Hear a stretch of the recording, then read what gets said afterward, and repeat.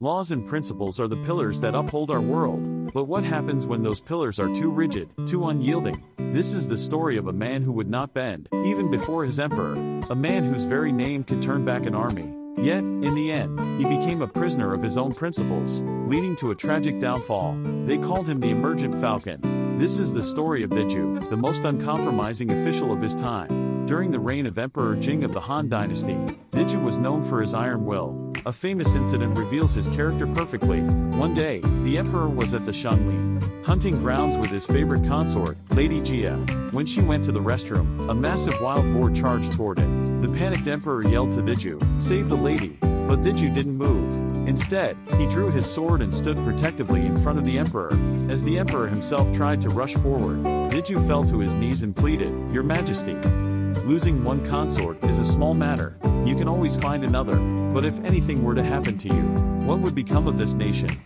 His words shocked the emperor back to his senses. Fortunately, the boar ran off.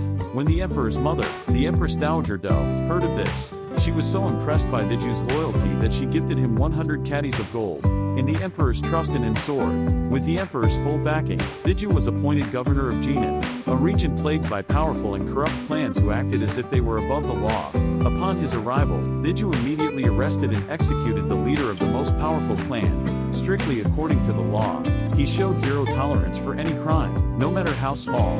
In less than a year, Jinan was transformed into the most peaceful and crime-free region in the empire. People began to call him the Emergent Falcon, a bird of prey who struck swiftly and without bias against anyone, whether commoner or noble. However, this very rigidity would plant the seeds of his own tragedy.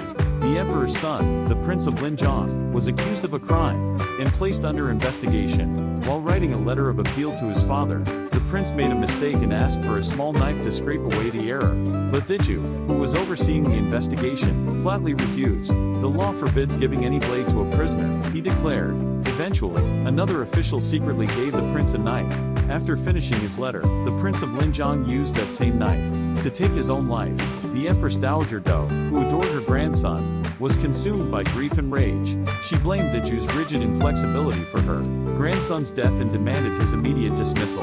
To appease his mother, the emperor complied, but Emperor Jing still believed in Zhidu. He secretly sent a messenger to appoint him as the governor of Yanmen, a volatile border region constantly under threat from the Xiongnu invaders. What happened next was astonishing. The mere rumor that the Emergent Falcon was coming was enough to send the entire Xiongnu army into retreat. They fled across the border without even a single battle. Yet, the Empress Dowager never forgave him. Day after day, she pressured the emperor, demanding, "Zhidu must be punished according to the law." The emperor defended him, saying, "Zhidu is a loyal servant of the state." But the dowager retorted with tears in her eyes, "Then are you saying my grandson, the prince, was not?" Faced with his mother's unwavering grief, the emperor finally relented. And so, Zhidu, the incorruptible official who had dedicated his life to his country, was led to the execution block. He was like a sword that breaks for being too strong. Zhidu's story asks us a timeless question: while it is right to uphold principles, if those principles lack human understanding and compassion, can they truly benefit the world? His life forces us to consider the dangerous balance between principle and flexibility, and to ask ourselves where on that tightrope we should stand.